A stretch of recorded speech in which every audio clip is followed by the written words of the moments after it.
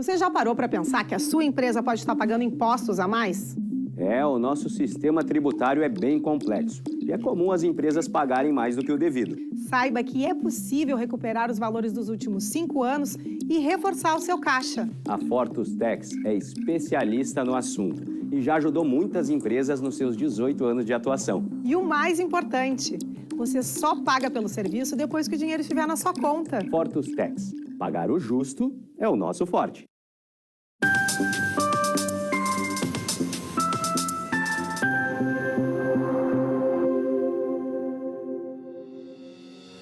Olá! Está no ar o programa Papo Certo de hoje. Comigo, Amanda de Oliveira e Evanira Guiar. Olá, sejam bem-vindos a mais um Papo Certo. Hoje vamos tratar sobre questões ligadas ao direito trabalhista. E está conosco no Papo Certo o Dr. Jorge Araújo, juiz do trabalho. Seja bem-vindo ao Papo Certo, Dr. Jorge. Ele que vai esclarecer todas as dúvidas sobre as audiências trabalhistas e preparação das partes. Boa noite, doutor. Obrigado por aceitar o nosso convite e bem-vindo ao Papo Certo. Boa noite, Amanda. Boa noite, Evanir. Um grande prazer e satisfação conversar com os ouvintes de vocês, com os telespectadores de vocês.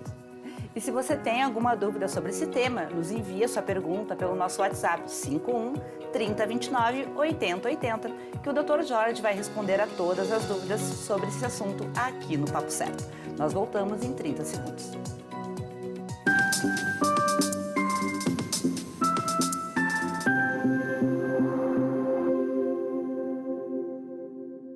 Tá difícil encontrar o profissional certo para a sua empresa? Precisa de alguém detalhista para aquela vaga no financeiro? Quem sabe um criativo para o marketing? Ou ainda, alguém focado em resultados? A Fortus RH utiliza técnicas de seleção e processos estruturados, realizando entrevistas, aplicando provas e testes específicos. Tudo isso para buscar a pessoa certa para a vaga certa. Fortus RH. Conectar pessoas é o nosso forte.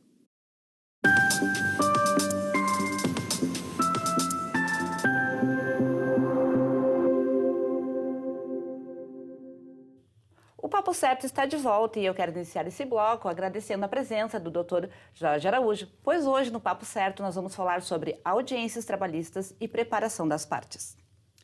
Alguém já escutou algum amigo ou familiar dizendo que vai colocar a empresa que trabalhou na justiça, e pelos mais variados motivos. Então, a primeira pergunta de hoje é: quais são os principais motivos que o ex-empregado coloca a sua empresa na justiça? Boa noite.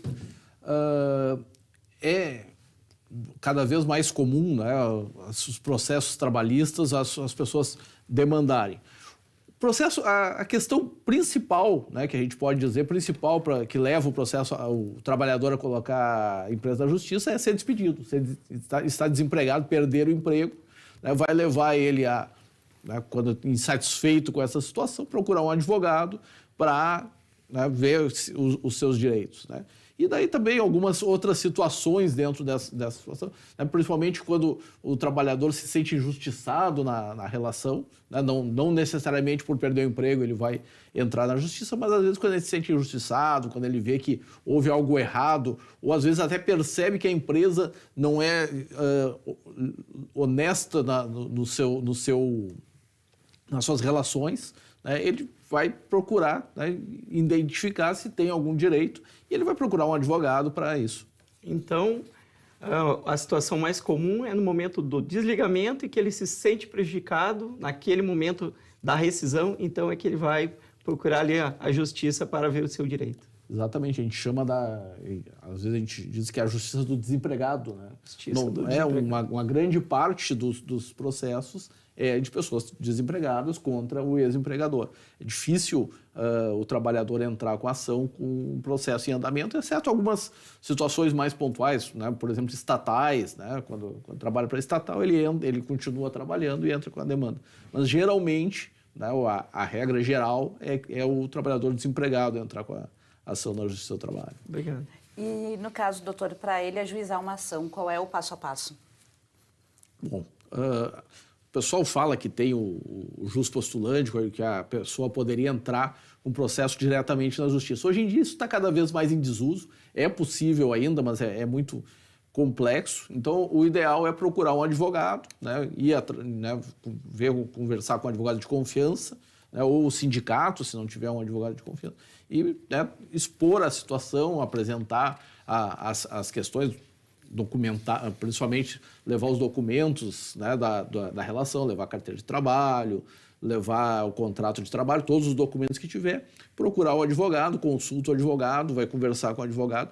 O advogado trabalhista, ele também vai fazer uma entrevista, né? Às vezes a pessoa acha que tem alguns direitos, eu sempre digo, às vezes a pessoa vai conversar com o advogado achando que tem alguns direitos, o advogado identifica, não, olha, essas situações tu não tens, mas ele pode, né, um advogado bom, eficiente, ele vai entrevistar e dizer, não, tu não tem esse direito que tu achava que tinha, mas tu tem esse outro direito que tu nem sabia que estava sendo lesado. Estávamos comentando nos bastidores Sim.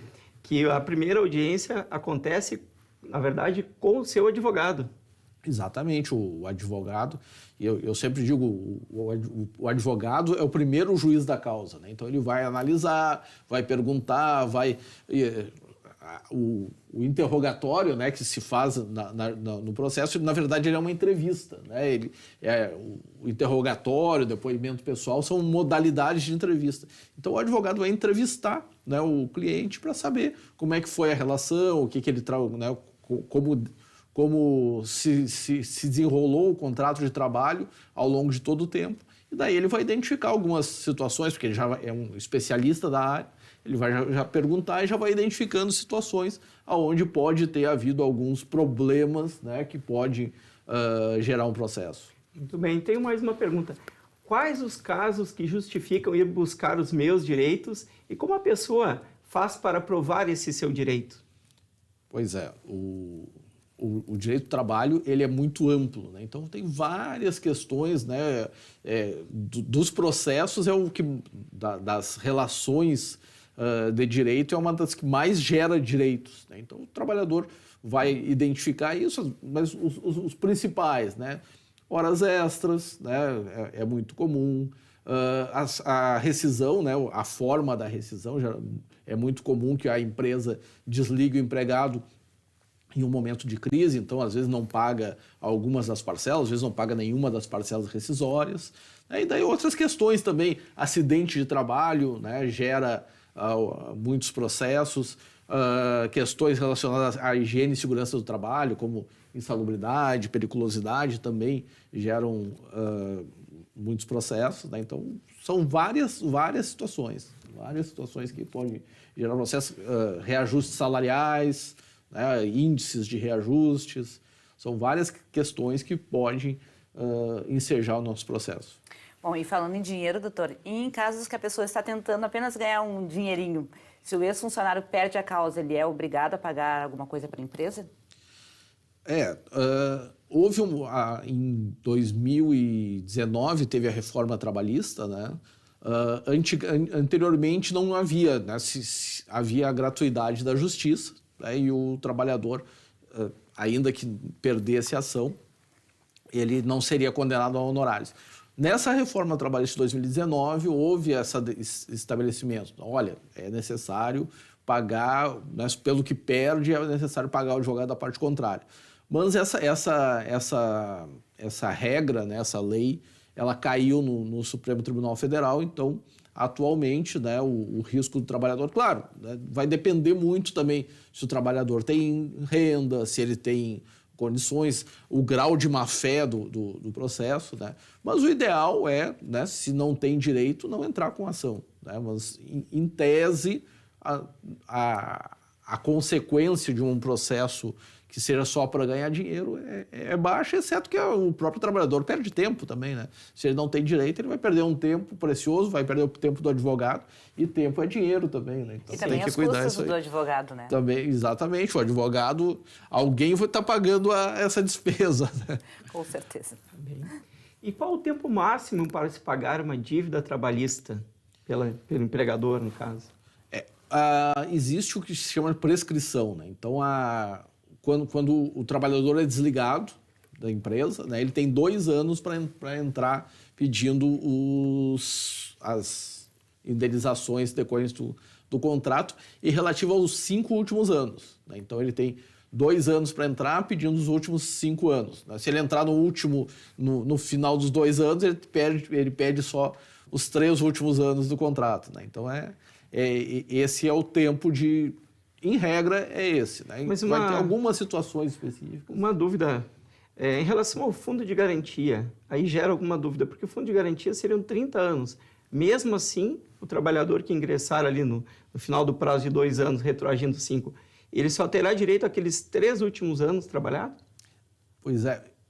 Apesar da lei do fundo de garantia falar em 30 anos, né, e sempre foi assim, o ministro não, o STF, numa voto de relatoria do ministro Gilmar Mendes, alterou esse entendimento e agora o fundo de garantia também só pode pedir os últimos 5 anos.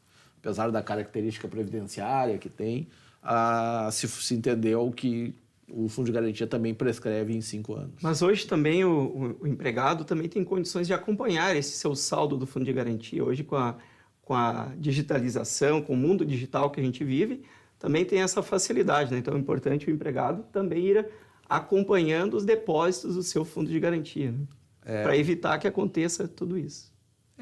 Hoje em dia a gente tem mais meios, né? No aplicativo aqui, a gente tem toda a nossa vida, né? Então, exatamente por essa falta de contato, antigamente tinha uma tolerância maior.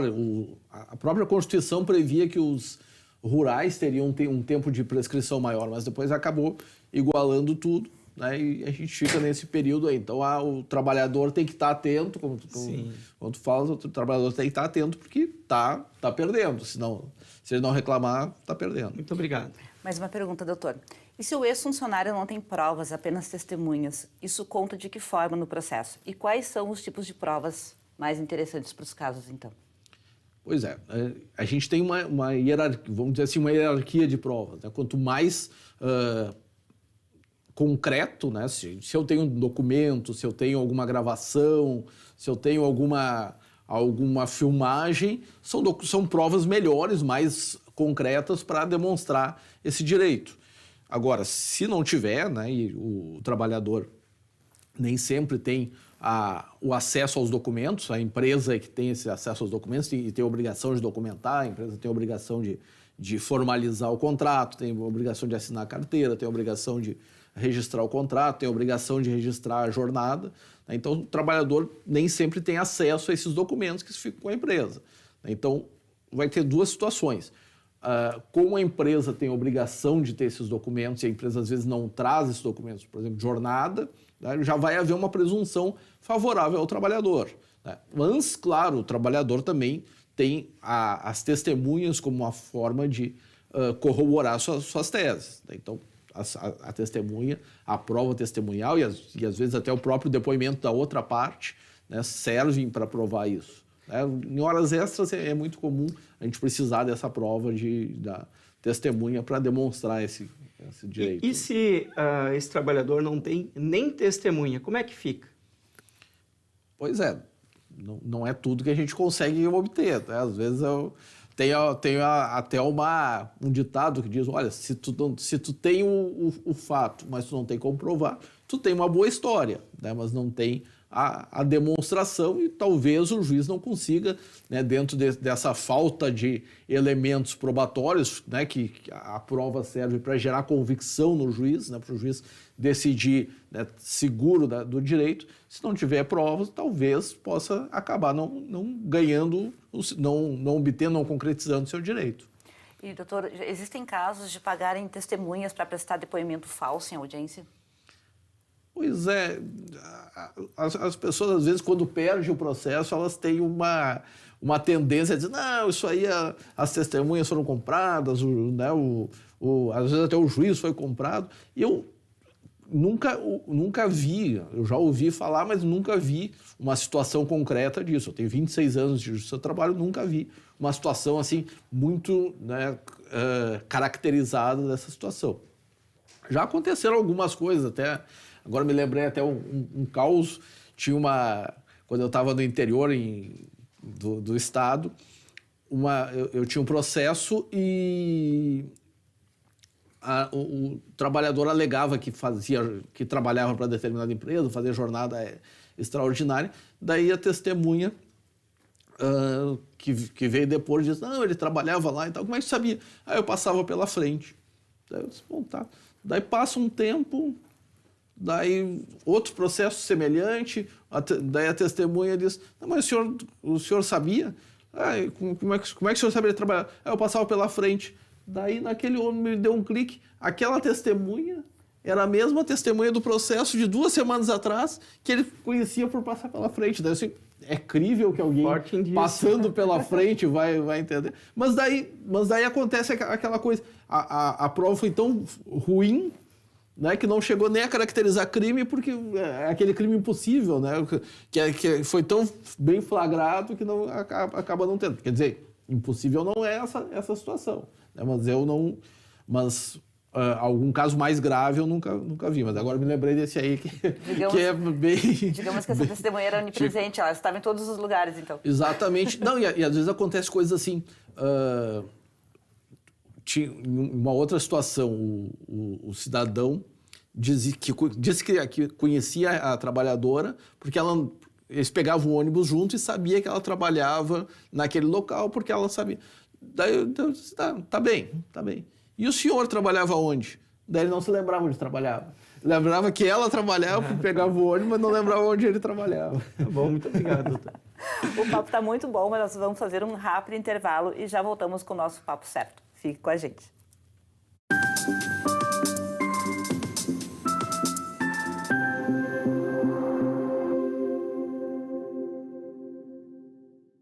Em tempos de juros altos, margens reduzidas e incertezas, rever estratégias é fundamental para manter o seu negócio competitivo. Esse cenário exige planejamento e organização financeira. Nessas horas, qualquer ajuda é bem-vinda, mas a ajuda de um especialista é necessária. A Fortus Consulting conhece na prática e tem as soluções adequadas para cada situação. Fortus Consulting. Melhorar os seus resultados é o nosso forte.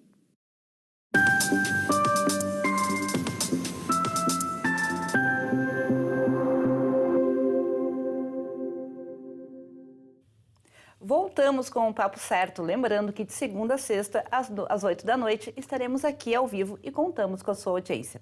Você pode nos seguir nas redes sociais e enviar a sua pergunta. Temos conosco hoje o Dr. Jorge Araújo, juiz do trabalho. Doutor Jorge, agora falando sobre a audiência, como ela acontece, quem deve e quem pode comparecer? Bom, então é aquela situação, né? O trabalhador reclamou, apresentou seu caso para o advogado achou que era viável, entrou com a ação e agora vamos ter que, né, realizar a audiência. Mudou um pouco, né? Agora com a questão da pandemia, né? A gente começou a fazer audiências por videoconferência, telepresenciais, então mudou um pouco a situação, né? As audiências de presenciais, né, passaram todas para telepresenciais, todas para vídeo, algumas mistas, muito raras as presenciais, né, e agora a gente tem que participar por vídeo. E isso mudou também um pouco a sistemática. Antes absolutamente todos os processos tinham audiência. Hoje a gente já não pode afirmar isso. Alguns processos, né, que sejam mais... que a gente chama das questões de direito, né? Que são questões que a gente não precisa fazer prova nenhuma, ou que a prova está toda, é toda documental, né? Essas aí, eventualmente, podem dispensar a audiência. E também a gente não tem mais o que a gente chama de audiência, ou tem bem menos audiência inicial, né? Que era uma audiência que a gente fazia antes da contestação, antes da apresentação da resposta da empresa, para a gente tentar um acordo. Então, agora, atualmente, a empresa já apresenta a defesa, né? Ela é notificada, citada do processo, ela apresenta a defesa e daí, né, se vai para uma audiência para tentar a conciliação, né, tentar resolver por acordo aquela situação e para fazer o que nós chamamos de instrução, né, fazer a prova, né, a prova testemunhal e a oitiva das partes, né, os depoimentos pessoais. Então, nessa audiência, né, vocês perguntaram quem é que participa, as partes obrigatoriamente têm que comparecer, o reclamante, se não comparecer, ele pode arquivar o processo ou ser considerado confesso, A empresa, a mesma coisa, né? Pode ser considerada confessa em relação às questões de fato, né? As questões que ela teria que depor. Né? Então, o reclamante e o representante da empresa, eles têm que comparecer e explicar, né? Dizer a sua versão em relação aos fatos. Se eles não comparecerem e não disserem, eles podem e provavelmente vão perder essas questões. E também, né, as partes devem se fazer acompanhar também de testemunhas. Né? Então, né, se tem algumas questões de fato que têm que ser demonstradas, elas vão convidar pessoas que tenham conhecimento dos fatos, né, que tenham conhecimento de verdade, não de passar na frente ali e tal, né, que tenham conhecimento dos fatos para, né, trazer essas informações para o processo, para o juiz poder, né, com justiça, né, dizer, olha, né, a questão é assim, e resolver. Uma questão que é importante de ressaltar e que muitos advogados, às vezes, até acabam fugindo, é que não é necessário, não é 100% necessária a oitiva de testemunhas. Às vezes, mesmo questões de fato, elas não são controvertidas, elas não têm uma discussão. Né? Às vezes, assim, olha, fazia horas extras. Daí o trabalhador disse, não, está tudo registrado, eu só não recebia. Né? Então, não precisa a gente fazer uma prova, ouvir testemunhas sobre isso. É só ver os registros e ver se tem diferenças. Né? Geralmente, isso acontece com muita frequência, mas as partes não percebem, porque a pessoa fica um pouco insegura. Não, mas se tem audiência, eu vou ter que ouvir testemunhas. Às vezes não é necessário. Tem que pensar muito, tem que fazer uma análise estratégica muito boa para ver o que precisa provar, o que já está provado, né, o que é o ônus, né, o que é o dever de provar. Tem coisas, às vezes, que a gente acha que tem que provar, mas quem tem que provar é a outra parte. Então, é tudo muito... tem que ter muito estudo, por isso os advogados têm que ter especialização na área. Muito obrigado. E nós já temos algumas perguntas dos telespectadores que foram enviadas através do nosso WhatsApp 51 3029 8080. O Jefferson de Porto Alegre está perguntando se todos os processos têm audiências. Oi, Jefferson.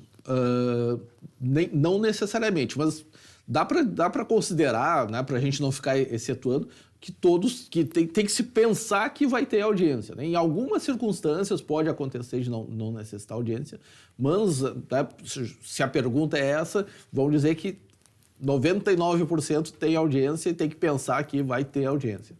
Muito obrigada.